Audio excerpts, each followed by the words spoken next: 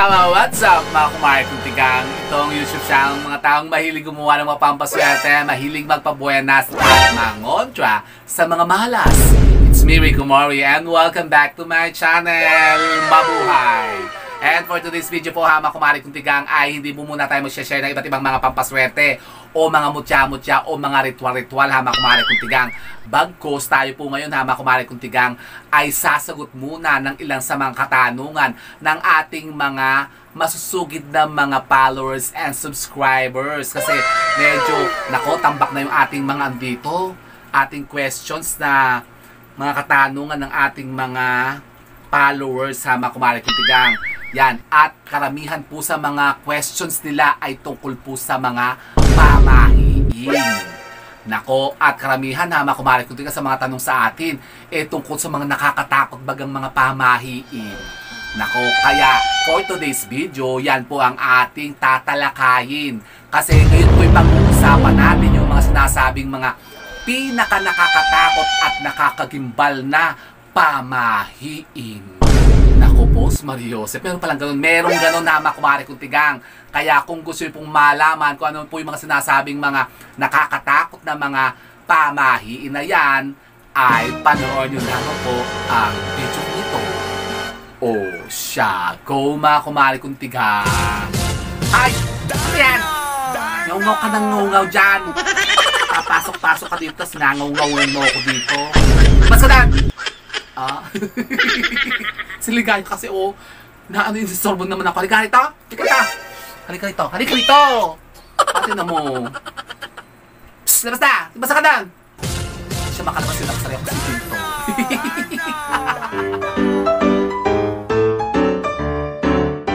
So, yun na nga po mga kumare kong tigang. Isang mapagpalang araw po sa inyong lahat. At ngayon nga po ay pag-uusapan naman natin mga sinasabing mga pinaka nakakatakot at nakakagimbal na paniniwala tungkol po sa mga pamahiin. Yung mga nakakatakot na pamahiin mga kumare kong tigang.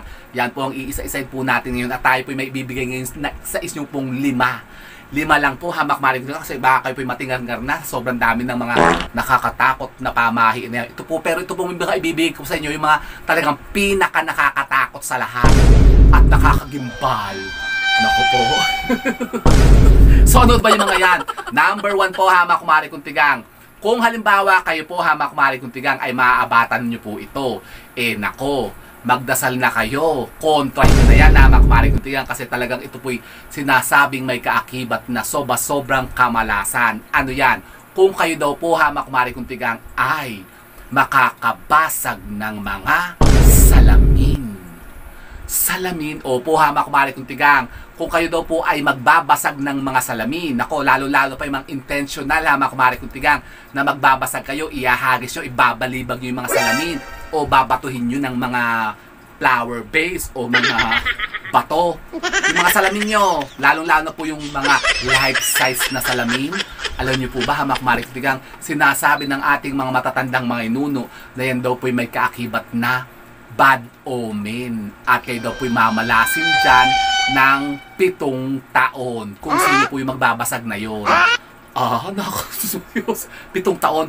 Opo mga kumare kong tigang. Pero yung mga kamalasan na dadating sa inyo parang kumbaga ano lang, partial lang. Hindi kayo naman pupugigiin. Basta sa loob ng 7 taon talagang puro kamalasan ang dadating sa inyo. Halimbawa kayo po'y matatanggal sa trabaho, kayo iwanan ng asawa nyo, mangangabit yung asawa nyo, ganyan. Mababaong kayo sa utang, hindi kayo makakabayad, yung malulugi ang negosyo nyo. Nako, lahat ng kamalasan dadating sa inyo yan. Nako, kaya huwag kayong magbabasag ng salamin mga kumare kong tigang. Pero, ang good news po mga kumare kong tigang, meron naman pong pangontra dyan. At yan po ay sa pamagitan po nito, sasabihin ko po sa inyo, gusto nyo malaman. Comment down nyo po muna dyan mga kumare kong tigang. Kung gusto nyo pong malaman, sabihin nyo yung comment nyo dyan, cure sa nabasag na salamin, pangontra sa basag na salamin. I-comment nyo dyan yan. At sasabihin ko sa inyo mga kumare kong tigang. So ano ba yan? Paano ba natin kukontrahin ng bad omen o yung kamalasan na daladala niyan ng mga nababasag na salamin sa loob ng ating mga tahanan? Ganito daw po. Halimbawa kayo daw po yung nakabasag nga ng salamin, kunin nyo yung mga salamin, tapos yan daw po kailangan po ibalot po ninyo sa isang puting tela. Tapos yung mga pinagbaksakan ng salamin na nabasag, halimbawa sa sahig, yan daw po kailangan nyo daw pong buhusan po yan ng tubig na may asin. Kumuha kayo ng isang balding tubig, tapos lagyan nyo ng isang dakot na asin, tapos kanawin nyo yun, tapos yan daw po ang tandaan nyo, krusan nyo, tapos hilingin nyo na lahat ng kamalasan na paparating ay wag nang tumuloy at kontrahin niya ng tubig na yan. Para yung mga sinasabing mga bad omen nga na maaari nga pong dumatal sa inyo, makontra niya. Para hindi kayo malulugi o hindi kayo malulubog sa utang. Hindi kayo iwan ng asawa nyo, leche. Kasi ito po yan. Pagkatapos, buhusan nyo po yung pinagbaksakan ng salamin. Tapos yung pong mga salamin, ganito po ang gagawin po ninyo. Babalutin natin sa isang telang puti. Tapos yan daw po kailangan ilagay nyo daw po sa itas ng bubong po ninyo. Itas ng bubong. Opo, doon sa bubong po ninyo ng overnight. Kinabukasan, saka nyo pa lang sila ililibing. Ililibing nyo sa ilalim ng lupa, hindi nyo tatapos sa basurahan. Tapos, yun na yun po yung pangontra doon. Pero kapag kaya po itinapon nyo sa basurahan, nako, negative. Mamalasin talaga kayo dyan. Ganun pala. Opo, kaya gawin nyo po yun. Kalimbawa, kayo po yun nga, kahit accidentally, kumari kung tigang, sinadya yung basagin, pareho pa rin po yun, epekto po nun. Kaya yun po ang gagawin yung pangontra dyan, kumari kung tigang. So, yun po ang number 1. Pangalawa po, kumari kung tigang, kung kayo naman po ay accidentally daw po ay nakatapon naman po ng asin sa lamesa o sa sahig po ninyo. Isa din po yan, kumari kung tigang, na may daladalang bad omen o kamalasan sa atin. Ayon po sa pamahiin, makokontra po natin yan sa pamamagitan lamang po ng pagkuha ng konting kurot ng asin, tapos yan daw po kailangan ihagis sa kaliwang balikat po ninyo. Para yung sinasabing demonyo na nasa likodan po nyo ay makontra natin. Kasi yan po yung bumubulong ng curse o yung sumpa na sinasabi na paghihirap ka.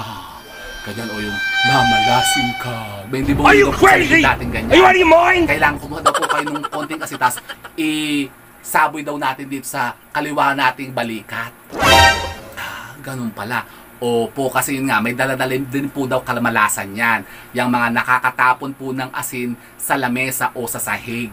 Tapos, kailangan daw po, kumari ko yung mga natapon nyo pong asin, kunin nyo agad yan. Tapos, wag nyo din po yung itatapon sa basurahan. Ang mainam din daw po dyan, kumari ko i-flush nyo po sa inodoro po ninyo. Yan, tapos buhusan nyo ng buhusan ng maraming tubig, tapos buhusan nyo ng suka para makontra yung sinasabing negativities na maaring dumatal po sa inyo.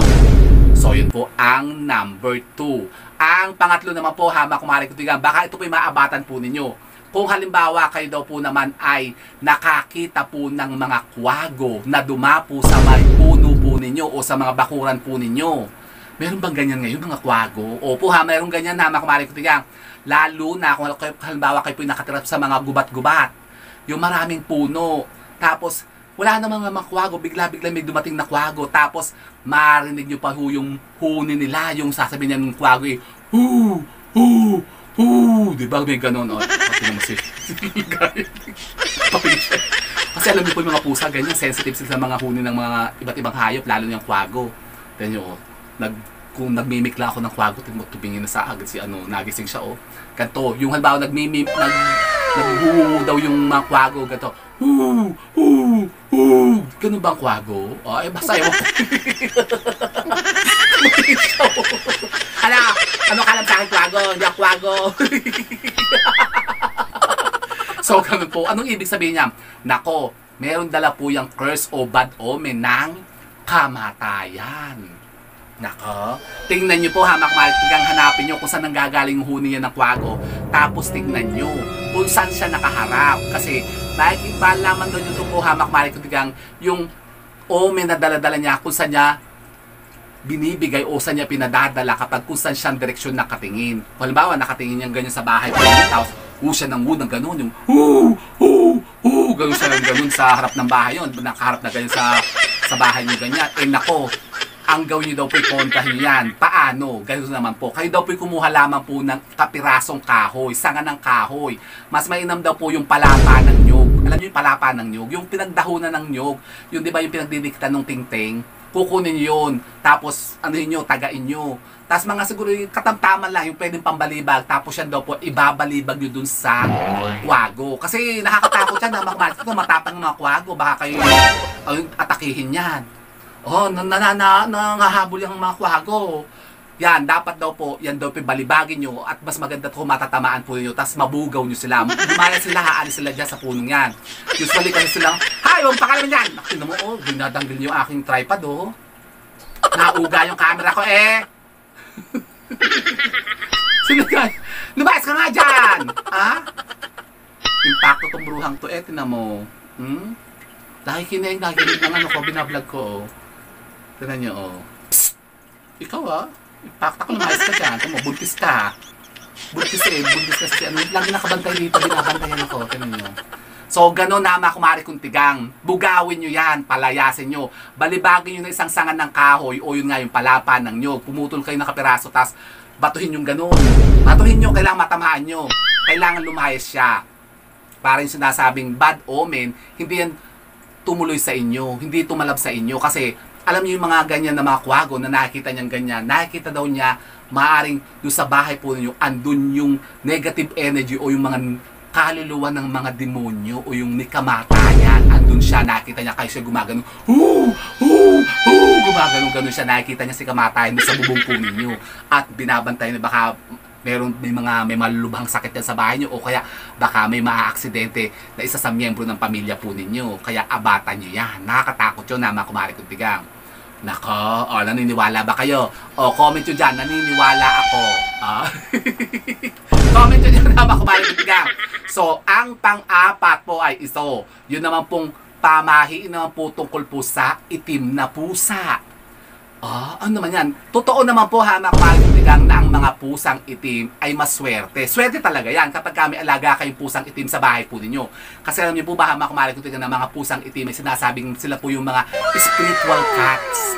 Na sila po yung may kakayanan na nakapagpataboy ng mga sinasabing mga negatibong enerhiya, lalo na po yung mga elementals, yung mga maligno, laman lupa, mga engkanto, yung mga masamang espiritu, yung mga kaluluwang ligaw. Sila po ang kumukontra niyan para hindi tayo pasukin sa ating mga tahanan. Pero, iba naman po yung sinasabing kamalasan na hatid po ng mga pusang itim. Kapag yan po ay daw nakasalubong po natin o nag-cross sa daan natin. Hindi nakasalubong ha, yung nag-cross mismo sa daan natin. Kumbaga babala po kasi yan ng mga pusang itim na wag na daw po kayong dumiretso sa pupuntahan po ninyo kasi kayo daw po yung maaaring makasalabat ng sinasabing mga kamalasan sa pupuntahan po ninyo. Pero, meron pa rin sinasabing paniniwala matatanda na meron doon sinasabing yung mga direksyon ng mga pusa. Halimbawa daw kasi ha, mga kumari kong tigang, kapag ka daw kayo po'y nakasalabat ng pusa, tumawid sa harapan po ninyo at yan daw papunta sa kaliwa. Yan daw pong sinasabing kamalasan na dala nila ay parang mild lang. Mild? O parang sili, gano'n mild. Opo, totoo yun. Kumbaga hindi masyadong malas. Pero kapag ka daw po kayo po'y nakasalubong o nakakross ng mga pusang itim na papunta naman po sa kanan ng direksyon. Nako, wag na kayong tumuloy. Nako, kasi 100% Sibir. Sibir? Ano yung bagyo? Pero lagi pang ganun pa pala, may kanan saka Sibir na malas. Opo, totoo po yan. Pagpakaliwang ganyan, mild lang. Baka kayo po'y mamalasin, kayo malalaglagan kayo ng pera po nyo. Imbis na mawawala sa inyo yung mga 1,000, siguro mga 100 lang, malalaglagan kayo ng 100. O malalaglagan kayo ng ATM, ay di lang o malalaglag sa inyo pagkapakanan. Pero pagpakaliwa, pagpakanan po, nako, baka kayo mabangga dyan, maaksidente kayo, wag naman, nako, good. O, di ba? Kaya wag na kayo tumuloy. Palipasin nyo na lang yan, kontahin natin na makumari kong tigang. Pero kasi iba sinasabi, hindi man totoo yan. Mga ganyang sinasayang mga pamahiin. Di huwag kayo maniwala. Kung kayo po hindi nga po naniniwala sa mga ganitong mga sinasayang mga pamahiin na ito at mga paniniwala na matatandaan nating mga inuno, di ignore nyo na lang. Pero sabi ko nga sa inyo, ha, mga kumari ko tingnan, lagi ko sinasabi ito, bahala na po kayo ang mag-suffer sa consequences. Nakakot na siya. Hindi na po, mga kumari ko tingnan, kasi parang sinasabi, wala namang mawawala sa atin kung susunod tayo. Pero halimbawa nga, may importante tayong lakad na kailangan talagang pumunta doon. Hindi natin talaga pwede siyang ipagpaliban or yung kumbaga ipagpabukas. Mag-ingat na lang kayo, ha? Kasi may babala kayo na gano'n, may pusang itim na nagko sa inyo. Totoo po yan. Totoo po yan, ha, mga kumari kong tigang. So yun po, ha, mga kumari kong tigang, ang isa pa. At ang panghuli po ha mga kumari kuntigang, ito naman po. Kung kayo naman daw po ay ikakasal, araw po ng kasal po ninyo ha mga kumari kuntigang. At kung kayo naman daw po ay nakasalubong daw po ng mga patay na inililibing. Nako, patay na inililibing. Halimbawa, papunta kayo sa simbahan, tapos may nakasalubong kayong karosa ng patay na inililibing. Yung ba, yung posisyon ng patay. Di ba may ganyan? May uso pa ba yung naglilibing na may pinuposisyon pa, yung dahan-dahan pa maglakad? Di ba parang bawal na ata yung ganyan eh. Dapat pag bawal yan, nakaka-traffic yan eh. Parang, nung unang panahon ganyan, di ba? Yung pagka naglilibing, yung parang yung punebre ng patay, yung karosa ng patay, dahan-dahan pa, maglalakad pa yung mga kamag-anak. Nagkakos ng traffic. Pero sa mga city, hindi na ata yung ginagawa. Pero sa mga probinsya, ginagawa pa rin. Pero halimbawa nga kayo pinakasalubungan ng patay. Halimbawa, paano halimbawa yung nasa simbahan na, ikinasal, katatapos lang kasal po nyo, tapos papalabas na kayo ng simbahan, may papapasok naman na patay, kasalubong yun, ganun din po yun. Yun po, hamak marit, ang isa sa sinasabing malas. Kaya pagka ganyan, hindi dapat ini-schedule yan na ganyan. Una daw po dapat ang mga, yung kasal, bago yung libing. Usually sa hapon yung ginagawa, ang pagmimisa ng patay, tapos sa umaga po ang kasal, para hindi sila magkasalubong. Kaya yung nangyari dun sa ikinasal na nagmamadali, yung kandarapan na yung bride, kasi daw may kasunod daw na na misa ng patay, kaya nabuisit yung pare. Saan ba yun? Yung trending? Ang schedule kasi na 8 o'clock, 9 o'clock na nag-start. So may kasunubong pa ata na may kasunod pang patay na misa. Mahalas siya na mga kumari kong tigang. Iwasan nyo yan. Kapag kayo po yung nakasalubong ng ganyan, nako, soba-soba din kamalasan na mangyayari sa buhay po ninyo. Parang mabigat ang magiging buhay po ninyo in the long run sa pagsasama po ninyo. Maaring kayo po yung maghiwalay ng asawa nyo, o maaring kayo po yung mamatayan ng anak po ninyo, o maaring maghirap kayo yung pagsasama po ninyo. Ay, may talaga po yun. Totoo po yan na mga kumari kong tigang. Para din po yung sinasabi yung sukob sa patay. Yung sa sukob naman po yun, sa wedding naman po yun. Paniniwala din po yun. Pero ito, mas nakakatakot po ito ha mga kumari kong tigang. Pero alam nyo po ha mga kumari kong tigang na meron pang pangonta dyan. Meron naman pong pangonta dyan ha mga kumari kong tigang. At yung ginagawa nga itong mga tatanda nung araw, kapag sila nakakasalubong nga, sabi, may kasalubong tayong patay, ganito gawin nyo. At yan po ang dapat nyo pong gawin. Ano yan? At yun po ang ituturo ko po sa inyo sa part 2 ng ating video. At kung gusto nyo po malaman na mga kumari kong tigang, i-comment nyo po dyan part 2 ng mga nakakagimbal na pamahiin. Para i-share ko po yan sa susunod nating video, yung iba pang mga nakakatakot at nakakagimbal na pamahiin. Kasama po yan ang pangonta dyan sa kasal na kasalubong ng patay. I-comment nyo dyan na mga kumari kong tigang part 2 ng mga nakakagimbal at nakakatakot na pamahiin. Pag hindi nyo kinoma, hindi ko bibigay sa inyo. So ito mga kumari kong tigang, yan po ilan lamang sa sinasabing mga paniniwalang na ang ating matatandang mga inuno na ilan sa mga pinaka-nakakatakot at nakakagimbal na pamahiin. Kayo ba'y naniniwala dyan? Pero yun na nga, sabi ka sa inyo ha mga kumari kong tigang, ito naman po yung mga pawang gabay lamang naman po natin. Ito kasi mga lumang paniniwala ng ating matatandang mga inuno na pwede po natin sundin. Pwede naman pong hindi, ha mga kumari kong tigang. Depende na lang po sa paniniwala natin. Pero, sinasabi ko nga sa inyo, wala naman pong masama't walang mawawala sa atin kung ito po yung ating susundin. Kasi malay nyo, yan ang po makatulong sa atin para maiwasan natin yung mga sinasabing mga kamalasan na daladala nila na maaari nga pong dumatal sa atin. Hindi baga? At kung kayo po mga kumari kong tigang hindi pa po nakasubscribe dito sa channel natin, pa-share and like and subscribe na rin po mga kumari kong tigang ng mga videos natin para mas marami pa po tayo pong ma-reach out na iba pa at makamaritesan dito. Di ba ga?